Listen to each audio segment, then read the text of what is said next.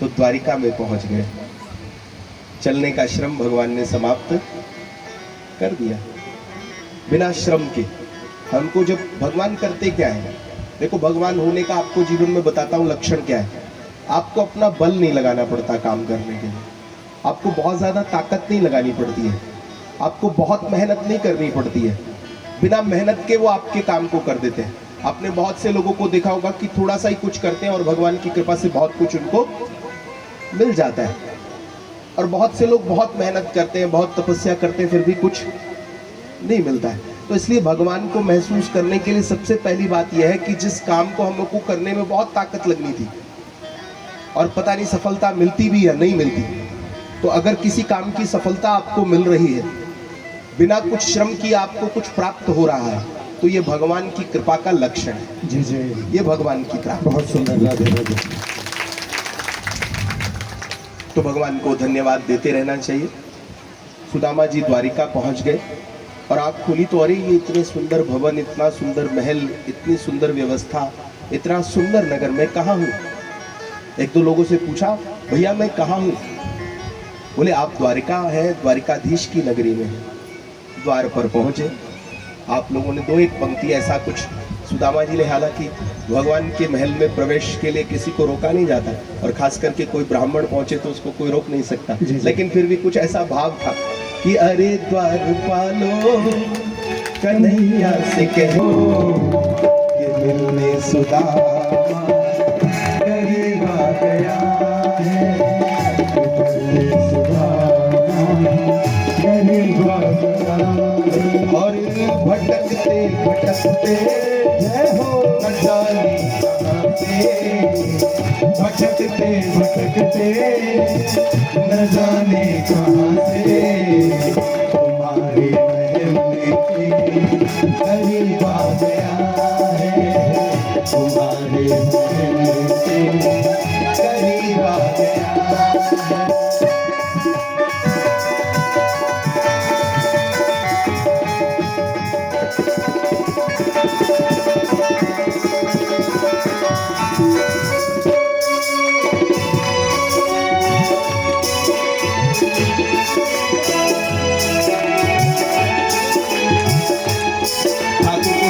मिला कि कोई अजीब सा ब्राह्मण आया है, फटे वस्त्र पहने हुए हैं और आपका मित्र बता रहा है, द्वारिकाधीश का मित्र ऐसी दशा में। तो भगवान द्वारिकाधीश जानते हैं इस बात को कि वही सुदामा है जिसने वो चने खा लिए थे। कौन से चने खाए थे जरा बताएं। खाता है ब्राह्मण कभी किसी का हिस्सा खा ही नहीं सकता है। 4 जगह से कुंठित चने एकत्रित किए गए। माँ के आश्रम में रहते हैं दोनों, वहाँ शिक्षा दीक्षा लेते हैं सांदीपन आश्रम में।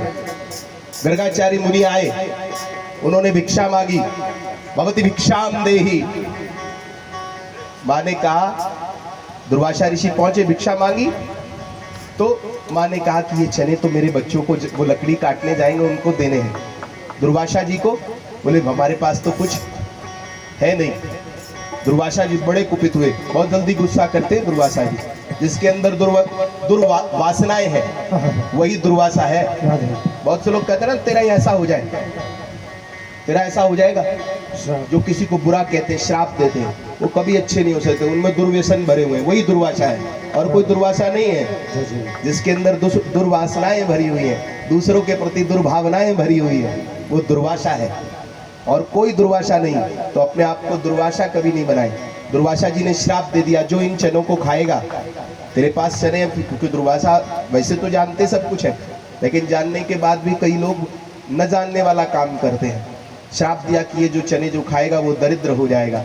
अब दोनों मित्र चले हैं, कृष्ण और सुदामा, लकड़ी काटने के लिए। लकड़ी काटते समय वर्षा हुई। सुदामा जी ने, मित्र ने पूछा तुम्हारे पास कुछ खाने को है? बोले मेरे पास। अब सोचा मित्र को कैसे खिलाऊं, इसको दरिद्र बना करके तो सारे संसार को देने वाला है, अगर यही दरिद्र हो गया तो संसार को क्या मिलेगा? सारे संसार का मालिक, इसको मैं नौकर बना दूंगा, इसको वो चने से चने खिलाकर। तो वो ब्राह्मण ने अपने मित्र की दरिद्रता का भक्षण कर लिया। ऐसे श्री सुदामा जी महाराज सुनते ही दौड़े चले आए मोहन।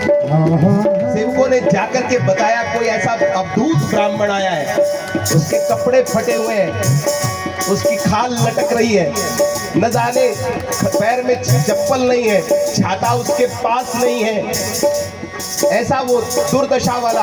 और आपका मित्र बताता है ठाकुर जी दौड़े हैं जाकर के जल लेने के लिए, रुक्मणी जी भागी है, जल क्या लेकर के आएंगी, ठाकुर के नेत्रों से जल बह रहा है, और जाकर के सुदामा के पाद प्रक्षालन किए, सुनते ही दौड़े चले आए मोहन, लगाया गले से सुदामा को मोहन, लगाया गले से सुदामा को मोहन।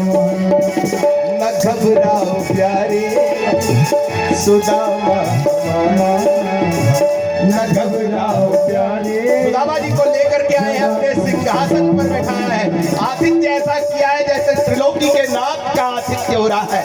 आज उस ब्राह्मण अवधूत को ऐसा पूज दिया जिसका कोई जवाब नहीं। इसलिए भगवान दो जगह से, दो मुख से प्राप्त करते हैं। अग्नि के मुख में जब आहुति देते हैं तो यज्ञ नारायण को पहुंचती है, और जब ब्राह्मण के मुख में आहुति देते हैं तब उस यज्ञ नारायण को पहुंचती है। सुनते ही दौड़े चले आए मोहन, लगाया गले से सुदामा को मोहन, लगाया गले से सुदामा को मोहन।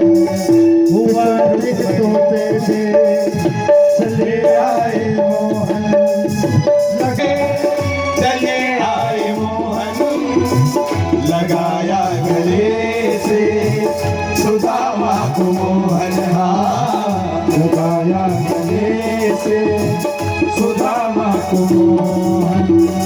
हुआ रुक्मणी को बड़ा ही अचंभा, हुआ रुक्मणी को बड़ा ही बेटी के बाप, हुआ रुक्मणी को बहुत ही अचंभा।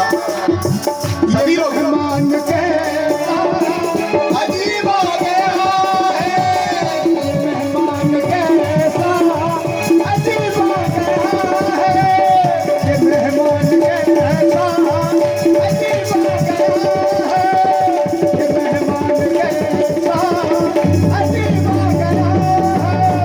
अरे द्वार पालो कन्हैया से कह दो, अरे द्वार पालो कन्हैया से कह दो, सुदामा अरे आ गया है, इधर में सुदामा करिया।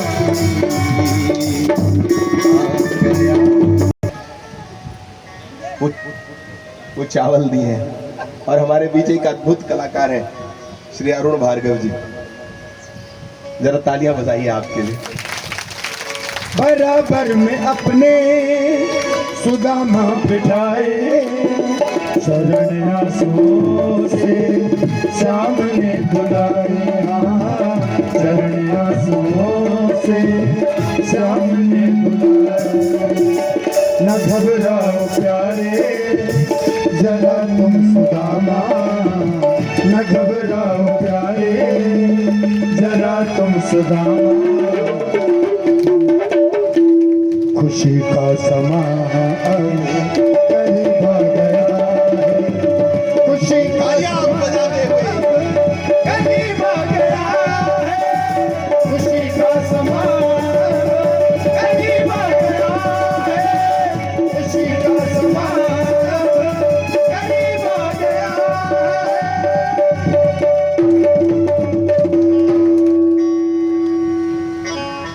एक बार हम एक उस पे थे ऑडिटोरियम में, और जाकिर हुसैन साहब उसमें गेस्ट थे, एज अ गेस्ट उसमें आए हुए थे, और अरुण जी हमारे साथ थे, अरुण भैया। तो पूज्य बात जाकिर हुसैन साहब तबले के अद्भुत वादक, आपने जब इनको बजाते हुए देखा तो इतनी प्रशंसा की इनकी, और इनके पास कुछ ऐसा हुनर है। ये पिछले 35 साल से गुरुजी के साथ आ रहे हैं जी यहाँ पर, और यहाँ पर आने के लिए ये बहुत ये वो कलाकार हैं जो जल्दी से अवेलेबल नहीं होते हैं। हमारे कृष्णा भैया, एक बार जोरदार तालियों से स्वागत अभिनंदन करेंगे। भारतवर्ष की शान, आप अद्भुत कलाकार हैं। इन्होंने कई बॉलीवुड फिल्म्स में, मैंने कल एक छोटा सा क्लिप बच्चों को दिखाया था, और बॉलीवुड फिल्म्स में कई बार आपने संगीत भी दिया और अभिनय भी। आप बहुत अद्भुत कलाकार हैं और हंसी के तो अद्भुत कलाकार हैं है ना कृष्णा भैया। उनके साथ ही भार्गव जी, मैंने बताया ना, जाकिर हुसैन साहब जिस व्यक्ति की तारीफ करें तो वो क्या होगा, ये इतना ही कह देने से जानिए। जय जय जय जय जय। मेरे छोटे भाई अंकित तिवारी जी, अद्भुत वक्ता भी है। आप इनको YouTube चैनल के माध्यम से किस नाम से, अब तक मैंने अपना चैनल तो नहीं बताया, तुम्हारा बता देता हूँ। अंकित तिवारी वृंदावन के नाम से आप सर्च करेंगे तो अद्भुत भागवत वक्ता है, आप उस पर देख सकते हैं। मुझे बताने की जरूरत नहीं, दो शब्द बोलते हैं तो व्यक्ति के अंदर जो प्रतिभा है वो स्वयं नजर आती है, उसको बताने की जरूरत नहीं है। उसका व्यक्तित्व उन प्रतिभाओं को दिखाता है। अंकित तिवारी जी मेरे साथ हैं। उसके बाद मैं धन्यवाद जरूर करना चाहूँगा साउंड वाले भाई का, मेरे इन्होंने, राकेश भैया है ना, जो छोटी व्यवस्था को भी बहुत बड़ी बना दे। हमको यहाँ पर साउंड, क्योंकि जब बड़ी जगह होती है तो साउंड की कुछ और बहुत सारी चीज़ें होती हैं, लेकिन इतना अद्भुत इन्होंने सब व्यवस्थित किया, सब इतनी बढ़िया तरीके से मैनेज किया। और खूब बहुत बढ़िया ये इनको ऑपरेटर, तुम जो है ना साउंड तो ऑपरेट करते ही, वो दिमाग भी ऑपरेट कर देते हो। बिल्कुल, तो ऐसा कभी नहीं हुआ है ना। साउंड ऑपरेट करना बहुत इजी है, दिमाग को ऑपरेट करना परफेक्ट, बहुत बढ़िया। तो जोरदार तालियों से स्वागत। और उसके साथ ही हमारे पुरोहित जी पधारे हैं, है ना। पुरोहित जी बहुत सरल मूर्ति हैं, मिठानी परिवार के पुरोहित जी, अद्भुत व्यक्तित्व है, सरल है, सरल होने के साथ साथ सज्जन है।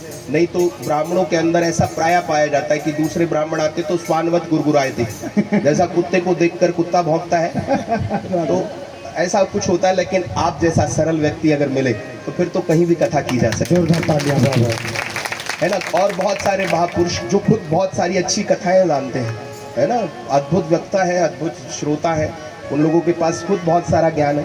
उन्होंने बड़ी श्रद्धा से मेरे को सुना और अप्रिशिएशन की, बच्चा थोड़ा इसका मनोबल गिरे नहीं, तो ये भी कहा आप अच्छी कथा कर रहे हैं। तो आप सब में भी जो अच्छे श्रोता सब लोग बैठे हैं, उसके साथ साथ विशेष व्यक्तित्व मेरे गुरुदेव, मेरे पास शब्द नहीं है। मैं इनकी छत्र छाया में मेरा जन्म हुआ है। आज मेरी 44-45 वर्ष की अवस्था है और मेरे जन्म से लेकर अब तक मुझे इन्होंने बिना कपड़े के भी देखा है और कपड़े पहन करके भी देख रहे हैं।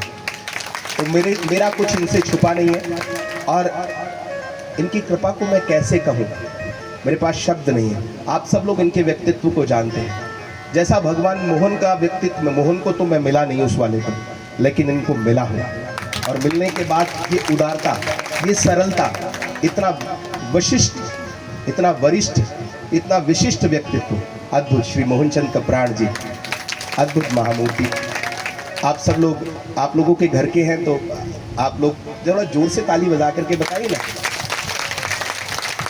मेरे गुरुदेव। उसके अलावा मैठाणी परिवार, भैया श्री डवर सिंह मैठाणी जी, अद्भुत व्यक्तित्व है। बहुत ज़्यादा इनके बारे में मैं कुछ कहूँगा नहीं क्योंकि ये खुद बहुत बार मना करते हैं, लेकिन ऐसा गो भक्त, ऐसा ब्राह्मण भक्त, ऐसा गुरु भक्त, ऐसा परिवार का मुखिया, है ना, ऐसा मातृभक्त, माता का भक्त, बोले माँ की कृपा से सब कुछ हो रहा है, ऐसा भगवान का भक्त जो ये कहता है मेरे भाई के बच्चों को, मेरे परिवार को सब कुछ मिले, मेरे को कुछ नहीं चाहिए, मेरे इस बेटे को कुछ मिले, है ना, मेरे इस बच्चे को, मेरे भतीजे को, इनको सब कुछ मिले, ऐसा व्यक्ति। और इनके भाई, छोटे भाई, जो व्यक्ति सारी व्यवस्था देख रहा है, वो भीम भाई जो है ना, भीम जी जरा खड़े हो जाए ना। वो भीम 10,000 हाथियों के बल वाला था, लेकिन ये भीम जो है ना, ये कई करोड़ हाथियों के बल वाला भीम है। जरा तालियां बजाइए। सिर्फ हंसते रहते, बस सेवा और हंसी, कोई दिखावा नहीं, कोई ड्रामा नहीं, कोई प्रपंच नहीं। ये दोनों भाई जो है ना, अद्भुत है। उसके अलावा छोटे भाई के 3 बच्चे, बड़े भाई के भी 3 बच्चे, 1 बेटी 2 बेटे। सूरज यहाँ नहीं है, लेकिन सूरज होने के बाद, ना होने के बाद भी ऐसा लगता है कि सूरज ने उस सूरज को कहा कि कथा में व्यवधान मत करना। इसलिए तो सूरज ने सूरज को कहा, बारिश सुबह शाम होती थी, कथा के बीच में कभी दुखी नहीं किया बारिश ने। जय जय, क्या बात, सही बात। तो वो सूरज भी कहीं ना कहीं भगवान से प्रार्थना कर रहा है और हम उसके लिए भी प्रार्थना करते हैं, भगवान उस पर कृपा करें। राधे मेरी ये बेटी, ये बहुएं, ये परिवार की ये 2 लक्ष्मी, ये जो आपके घर की जो बहुएं हैं ना, आपने क्या हीरे मोती दान किए थे भाई, है ना, अद्भुत।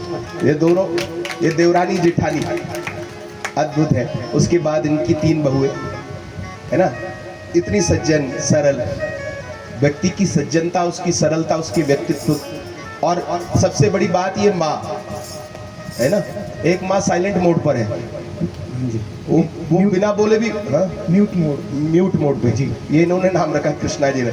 वो पता नहीं क्या बोलती, लेकिन जब भी बोलती है तो ऐसा लगता है जैसे कितना अमृत डाल दिया उसने। सुनाई नहीं देता, लेकिन वो क्या बोलती हमको 7 दिन में नहीं समझ में आया, लेकिन इतना मजा आ रहा था, हाँ, ऐसा लगता है उसके पास हम आधा घंटा खड़े हैं।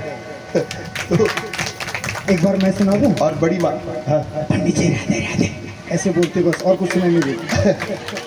और बड़ी माँ साथ में। आप दोनों बहनें हैं क्या? हाँ, अरे बाबा रे बाबा, हाँ, तो ये 2 बहनें अद्भुत। नाराजी आती है, इस बार खुश होकर बुआ की बड़ी कृपा है। और आप सब लोग, समाज के लोग, बड़े छोटे, एक हमारे गुरुजी आते हैं 80 वर्ष के आसपास, आप अध्यापक रहे हैं, उनका धन्यवाद है। और बहुत सारे लोग धन्यवाद के पात्र हैं। भगवान का भी कुटुंब परिवार बहुत बड़ा है, थोड़ा सा उसमें विकृति आ गई, भगवान ने उसका भार कम करना चाहा पृथ्वी का, क्योंकि 56 करोड़ लोग हैं और 56 करोड़ से वो बढ़ते जा रहे हैं, उनमें व्यसन हो गया, मदिरा पान करने लगे, दुर्व्यसन करने लगे, गलत काम करने लगे। तो भगवान ने सोचा जब बोझ हो जाता है ना पृथ्वी पर, तो भगवान उस बोझ को हटाना चाहते हैं, भगवान उस बोझ को खत्म करना चाहते हैं।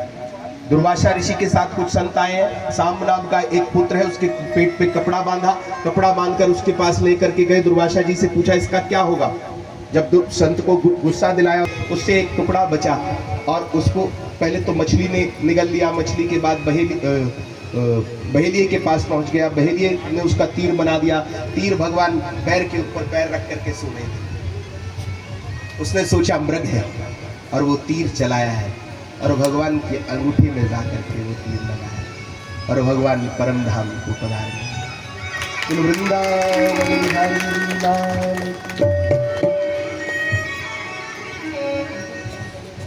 यदुवंशी समाप्त हुए, भगवान परम धाम को गए।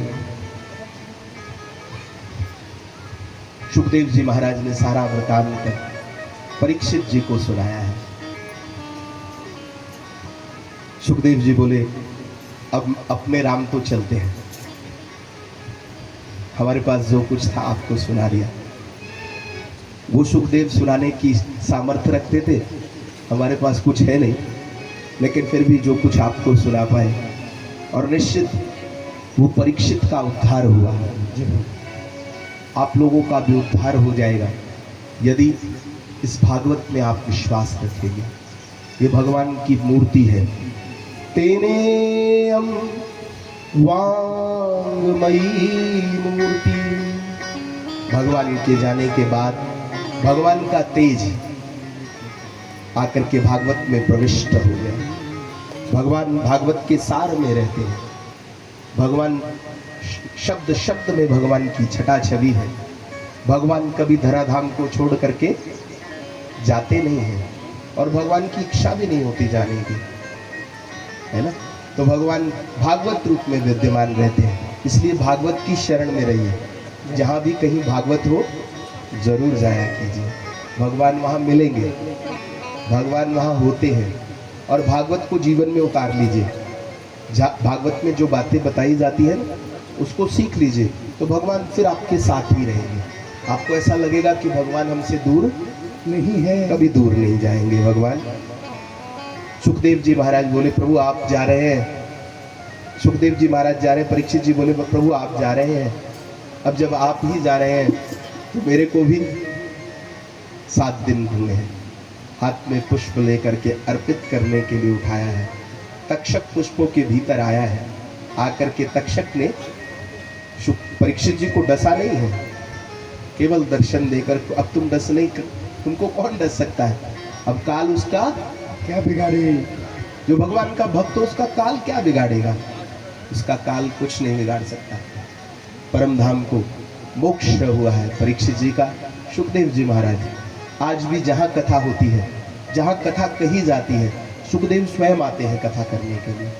किसी मनुष्य का, किसी व्यक्ति का, किसी पुरुष का, किसी ज्ञानी का, किसी वैदिक का, किसी पंडित का वो सामर्थ्य और शक्ति नहीं कि भगवान की कथा को कोई कह सके। कहाँ तक कहेगा? वो भगवान ही स्वयं अपनी कथा सुखदेव रूप में, व्यास रूप में कहने के लिए आते हैं। कृष्णाय वासुदेवाय हरे परमात्मने प्रणताक्लेशनाशाय योगीनां पतये नमः। और भगवान के धाम को परीक्षित जी गए।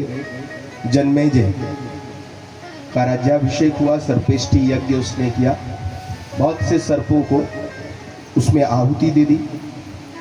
ऋषियों ने समझाया, मुनियों ने समझाया, यज्ञ को बंद किया। किसी से बैर नहीं करना चाहिए। किसी ने हमारा कुछ अगर गलत कर भी दिया हो तो उसको ये मान करके छोड़ देना चाहिए, कोई बात नहीं। जैसी बुद्धि तुम्हारी, भगवान तुम्हारी रक्षा करे और भगवान हमारी भी रक्षा करे। और इस प्रकार से श्री सूत जी महाराज ने शौनकादि ऋषियों को नैमिषारण्य की पावन भूमि में यह कथा 1000 वर्ष के सत्र के भीतर भगवान की ये पावन कथा सुनाई है सप्ताह में। क्योंकि 18,000 श्लोक है इसमें, 335 अध्याय है, 12 स्कंद है। इस कथा को अगर करने के लिए बैठे तो कई जन्म लग जाएंगे। 1-2 जन्म में ये कथा संभव, ये तो किसी जन्म से कुछ किसी को मिलता है, कुछ बुद्धि में आ जाती है तो बात कहने के योग्य बन जाता है थोड़ा बहुत, नहीं तो हजारों करोड़ों जन्म लेने के बाद भी भगवान की कथा कहना संभव नहीं है। और आप बड़भागी हैं कि वह भगवान आपके लिए कथा कहने के लिए आते हैं और आप बार बार कथा सुनते हैं। तो भाव से उस परमात्मा को, सच्चिदानंद घन परमात्मा को आइए हम सब प्रणाम करते हैं। भागवत की फलस्तुति में भगवान को निवेदन किया गया कि भगवान आप अद्भुत है, आपका व्याख्यान। यस्य स्मरण मात्रेण जन्म संसार बंधना विमुच्यते नमस्तस्मै विष्णवे प्रभ विष्णवे नमः समस्त भूतानां मादिभूताय भूभृते अनेक रूप रूपाय विष्णवे प्रभ विष्णवे सच्चिदानंद रूपाय विश्वोत्पत्त्यादि हेतवे तापत्रय विनाशाय श्री कृष्णाय वयं नमः। और अंतिम श्लोक यदि आप बोल सकें भागवत का तो बोले, अन्यथा सुनकर के भगवान को प्रणाम करें। नाम संकीर्तनम यस्य सर्व पाप प्रणाशनम नाम संकीर्तनम यस्य सर्व पाप प्रणाशनम प्रणमो दुख समनस्तम नमामि हरिं परम जय जय राधे कृष्ण हरि बोल कृष्ण हरि बोल, जय जय राधे कृष्ण हरि बोल, भाव से सभी हरि बोल, हरि बोल, हरि बोल, हरि बोल, हरि बोल, जय जय राधा कृष्ण हरि बोल, जय जय राधा कृष्ण हरि बोल,